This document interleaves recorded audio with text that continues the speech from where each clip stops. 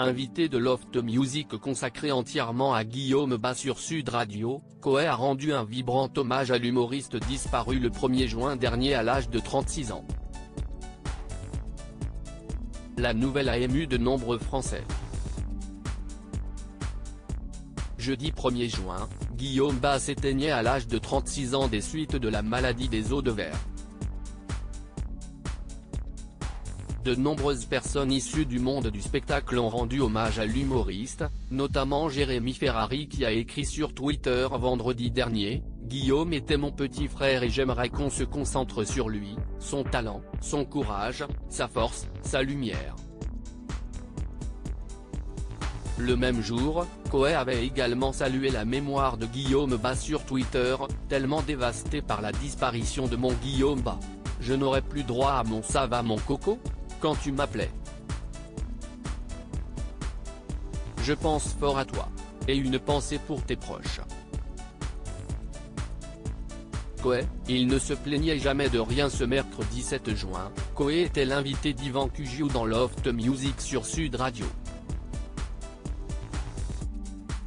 Joint par téléphone, l'animateur de 51 ans a rendu un vibrant hommage à Guillaume Bas qu'il avait reçu à plusieurs reprises sur les ondes des NRJ. « J'ai trouvé que ce garçon était incroyable, que ce soit pendant les émissions, quand on prenait un verre ou un café, en dehors de tout ça, il ne se plaignait jamais de rien. Ce garçon avait quand même eu une première partie de vie qui était une belle meute. Je pense que Jérémy Ferrari a contribué, avec plein d'autres personnes, à lui faire vivre un rêve que plein de gens auraient imaginé impossible. Celui de monter sur scène, de se moquer de lui-même, de faire des salles de plus en plus grosses. » Jérémy Ferrari disait que l'avenir était encore plus beau et que ce qui devait arriver serait encore plus beau. Je trouve que c'était un exemple incroyable. Il avait beaucoup de dérision, tout le temps, a-t-il souligné. Des anecdotes mémorables avec Guillaume Bas. Koé a également raconté une anecdote au sujet de Guillaume Bas qu'il devait recevoir dans les locaux des NRJ. Un jour, il était venu au bureau. Il y avait 4 étages au bureau.